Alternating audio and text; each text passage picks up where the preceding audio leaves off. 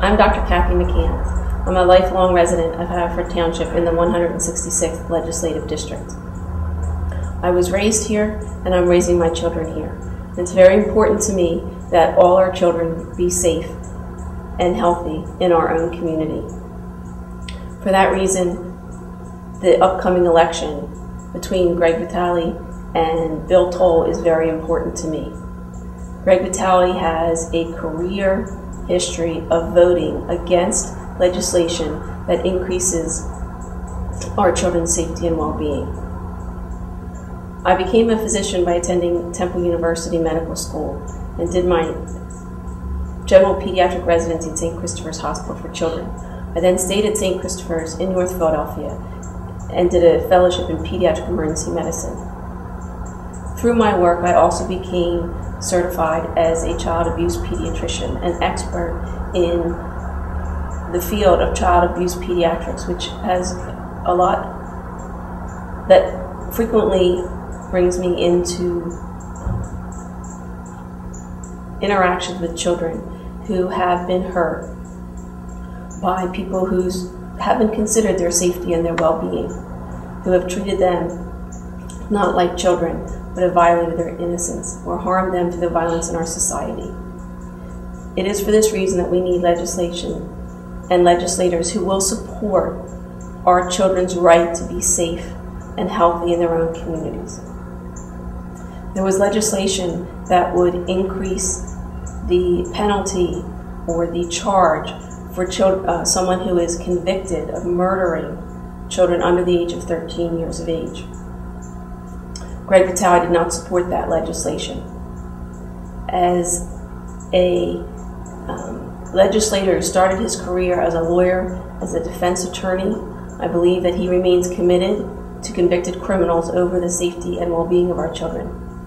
I had an occasion a few years back to have a long conversation with Mr. Vitali regarding the fact that our children are not as safe as they could be even when they need to testify in court.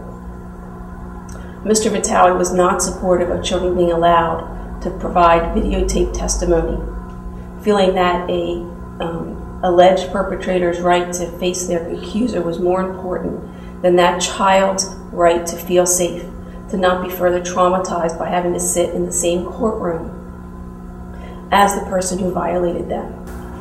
We have to consider that the dynamic of child sexual abuse, when children are exposed to violence, the perpetrator of those acts against children is always in a position of power over the child, just by virtue of the fact that they are generally older than the child or might be in a supervisory capacity. Additionally, these crimes against children only occur in an environment of secrecy. The perpetrator engenders that secrecy either by giving the child the feeling that this is a special relationship or a normal relationship, or through overt threats against the child of what will happen if they tell. Children want to be loved and cared for, and perpetrators violate that desire of a child.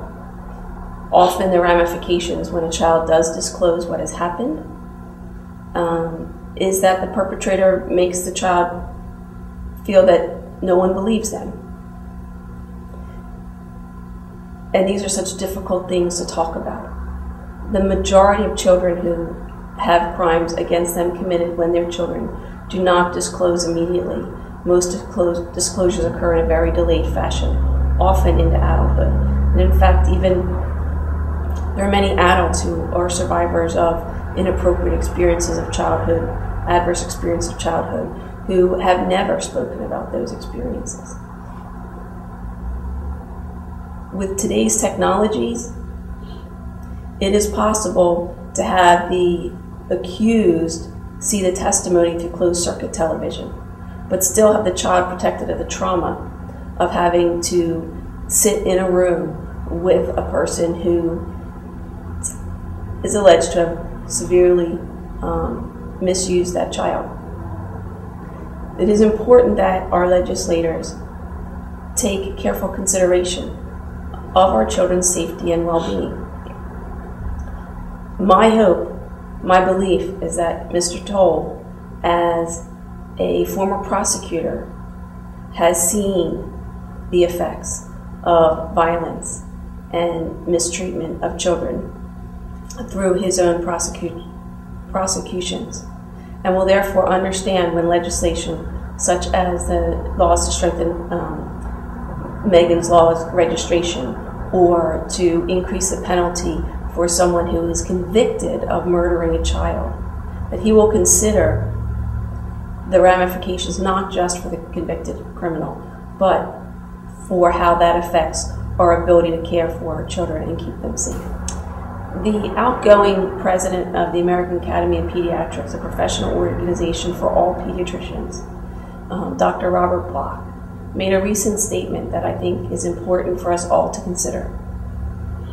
I may be paraphrasing what he said, but the quote is something very close to: not all children have the opportunity or chance to become an adult, but every adult was once a child.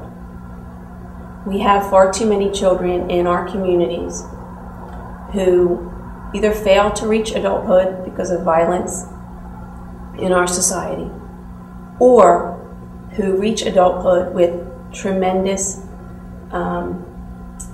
baggage related to the inappropriate, unhealthy, unsafe experiences they had as a child. We do know that these inappropriate experiences of childhood lead to lifelong mental health as well as physical health ramifications. We need our legislatures to support our children's safety and well-being so that we can try and improve our society in general. I think we all need to consider why we live in the community we live in. Communities are here to be a group of people together who have similar ideas and values or way of life. Usually, the biggest factor for a family moving into a community is what is that community going to be like for our children? What is the school system like? Is it a good school system? Are the neighborhoods safe? Will our children be able to walk to school? It is the basic premise of a community to come together to share values, the most basic of which is raising our children. We need our children to be safe and healthy in our own communities, and we need leaders who will, at every opportunity, consider what the effects of legislation are on our children. Currently, in the national races, we're hearing constantly about, how can we leave this debt to our children? And those may be important points. What kind of life are we leaving for our children? But what does it matter what the debt is in the next generation if the children today are not safe and protected, so that they can grow up to be the future effective leaders with vision in our community?